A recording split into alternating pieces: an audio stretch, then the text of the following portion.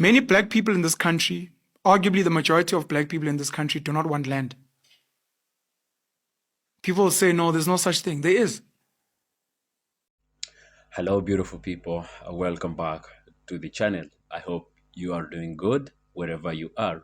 And it is always a great pleasure to have you here on the channel. Now, so in today's episode, as you have heard from the beginning of this video, I want us to talk a little bit about land and land ownership amongst Africans and amongst the black community.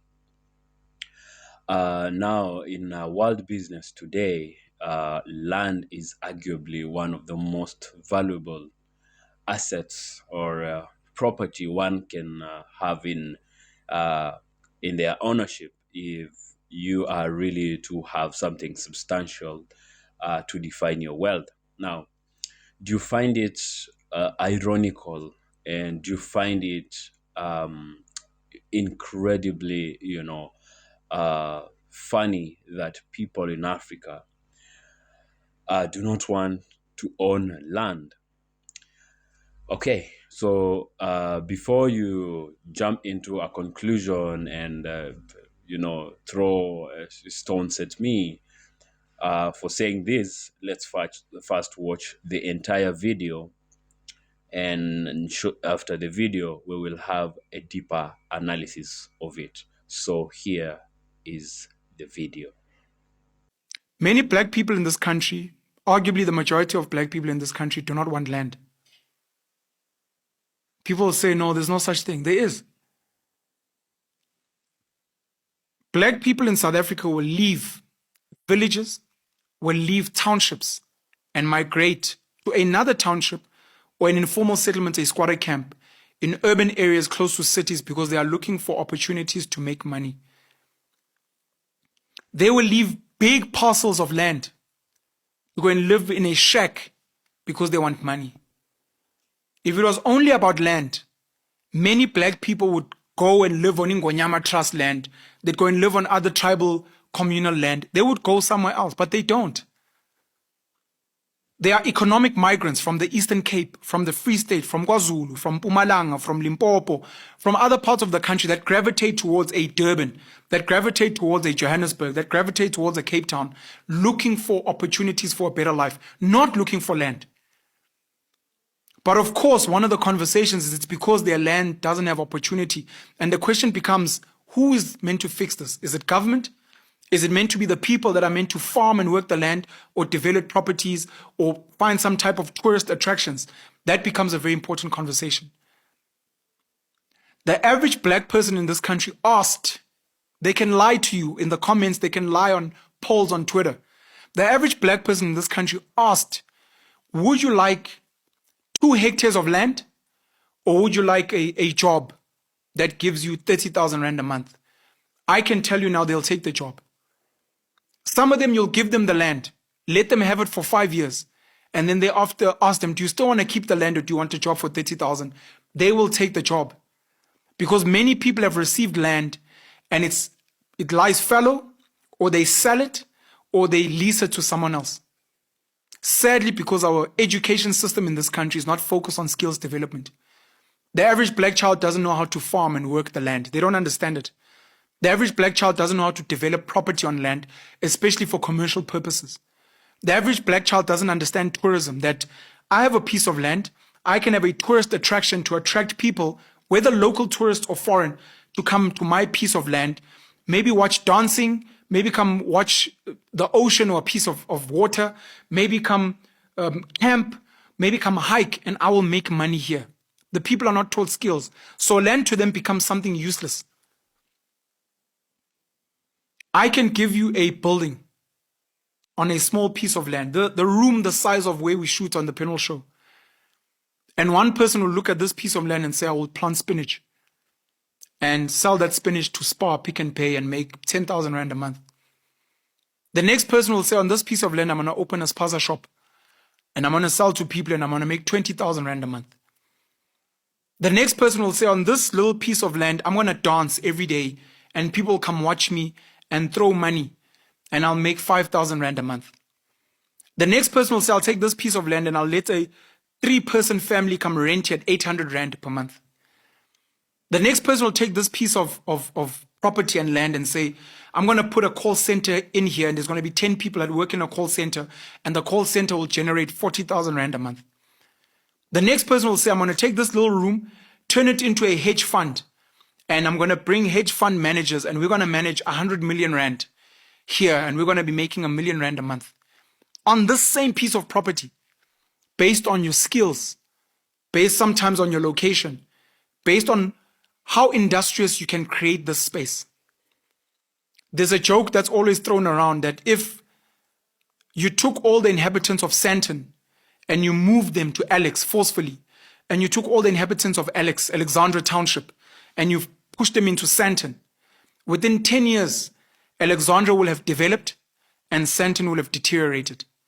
Because sometimes it's not about the land. It is about the skills and the mindset of the person on that piece of land. Okay, now I am not South African myself, but I can confirm to the truthfulness of this fact that many of us South Africans, and especially from the lower social class, do not even want land. You'd ask me, how do you know that if you're not South African?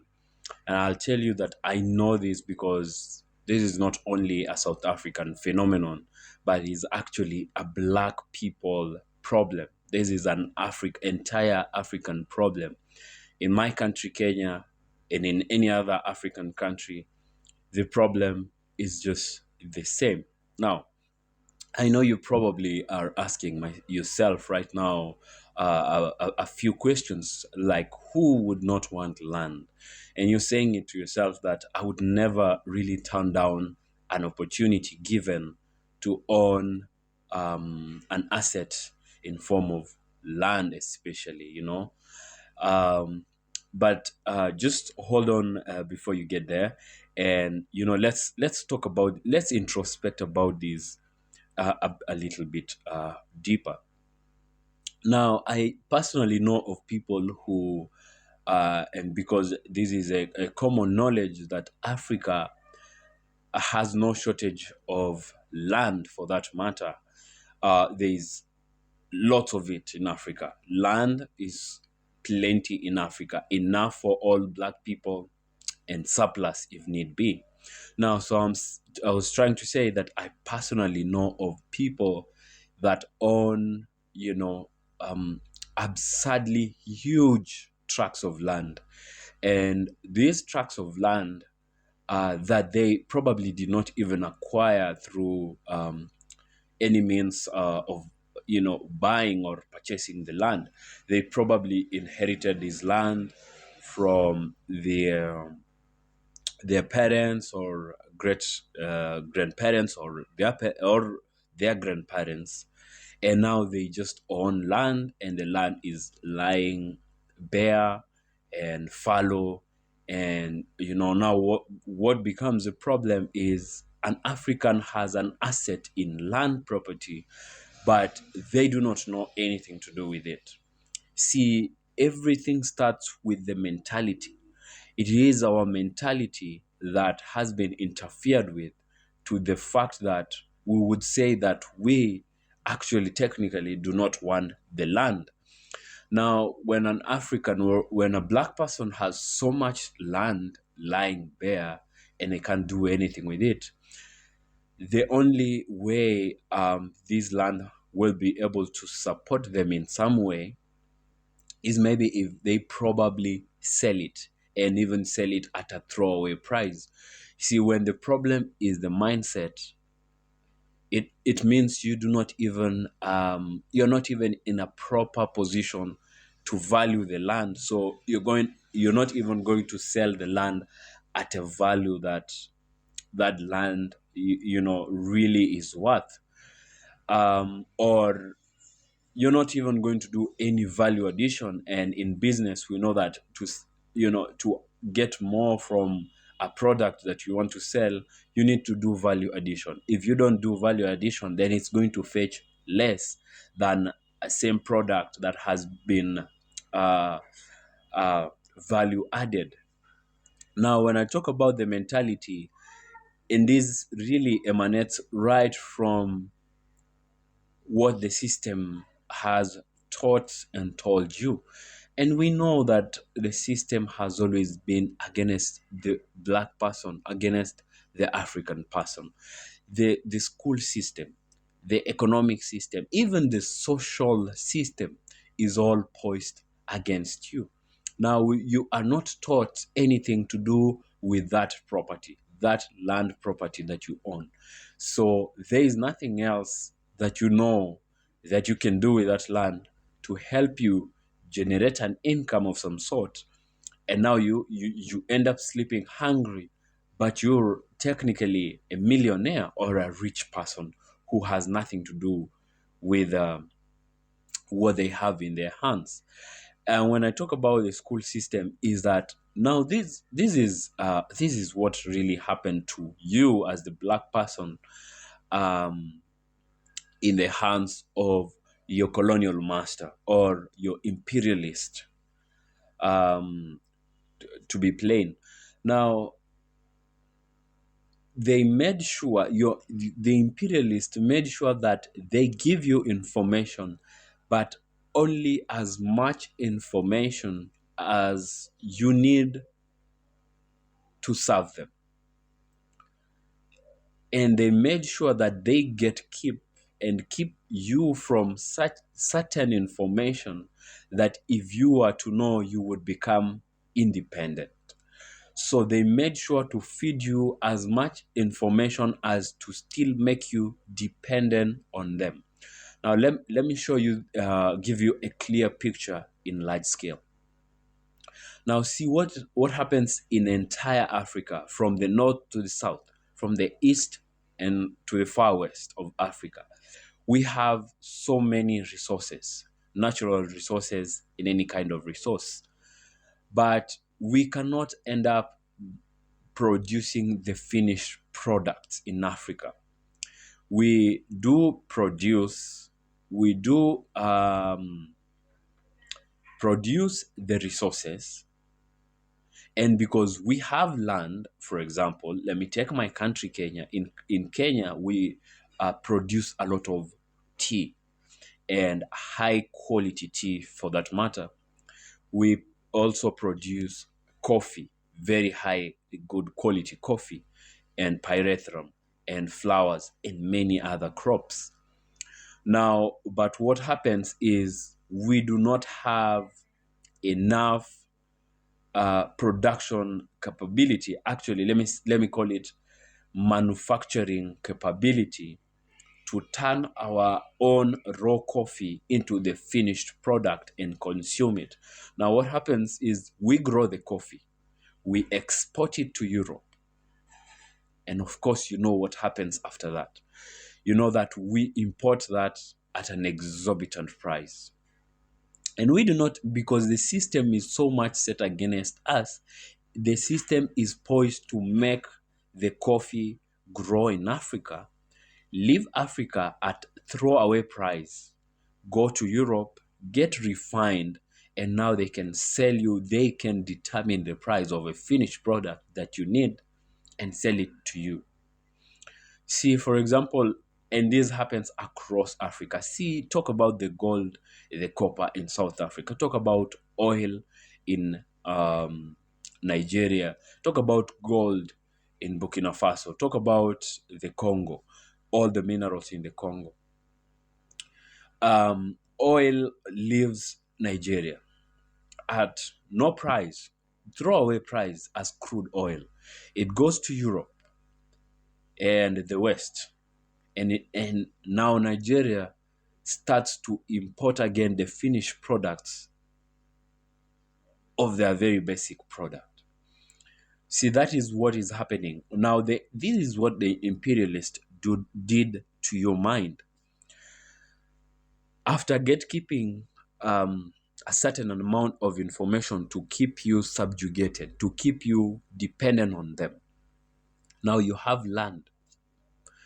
And soon after you chase them away, you realize that, well, I have land to grow cotton, but I am not able to turn cotton into cloth. So your cotton becomes useless to you. Now, so you give them the cotton to turn it into cloth. So you import back the cloth because you need the cloth. So because you need it so bad, they're going to determine the price. Now, once they leave the land for you to cultivate sugarcane, soon after you quickly realize that once you have sugarcane and you cannot turn sugarcane into sugar, now you call them. You have to ask them, how do I convert sugar cane into sugar? Because I really need this sugar. Now they will ask you to bring the sugar cane. They will process that for you and now sell for you as a finished product. See, it is a mentality. And the problem lies as far deep as into our school systems. See, in our school systems in Africa is from the very basic and elementary levels, the primary levels of education, kids are conditioned in such a way that they believe that, for example, and I'm going to give you a very relatable example. Kids growing up do not want to associate in any form as a career they can pursue later in life, anything to do with farming or becoming a farmer. So young kids, and it goes to as far as mid-level school, high schools and secondary schools, believe that being a farmer carries socially carries not the best reputation. No kids in our elementary and primary schools loves things of ever becoming a farmer when they grow up, because we are taught to believe that farming is a low cadre, a low class career. Now we wanna be everything else: a pilot, an engineer, a doctor, so on and so forth. And then we grow up, and in our early adulthoods, when we move, and this doesn't even other people do not even realize this, but when we move into higher institutions of higher learning, colleges and universities, is when we get to realize that, oh, being a farmer, agriculture is actually the backbone or survival of humanity. That if you are to be in a business that deals with food production, then you're never going to run out of business yourself, because man's first priority is food. But all along, you have been taught to think that that is for the uneducated, for the uncivilized, for the backwards, for our parents and grandparents. Um, so it is really so much about the mentality. So African people, they have the land, they do not know anything to do with the land, and they are hungry. The only thing that they think they can do with this land is sell it. And land does not grow. Once you have sold your acre of land, if you had two, it means you are only left with one. It doesn't matter how long you stay with it, it will always remain as 1 acre. Another problem now goes down to leadership. This leadership has a lot more to do with, in fact, the value addition of that property. If you have land, but our own corrupt, subjugated leadership never really develops the basic infrastructure that we need, then there is little to no value that your land is gaining, especially now that it's just lying bare. We don't have good roads in a rural part of Africa. We don't have good water supply. We don't even have good electricity. So you find that land takes too long before it even can fetch a good price that you are going to use that land, to cultivate that land, to develop that land in some way so you can earn something from it. So the black person needs to start changing that. We need to fight the system that subjugates the black person. We need to realize that this land, as much as we have it in Africa, is one of our very, very valuable assets. And let's try to the best thing that we can do to that land is not to sell it to your neighbors, to other people, is actually to add value to it.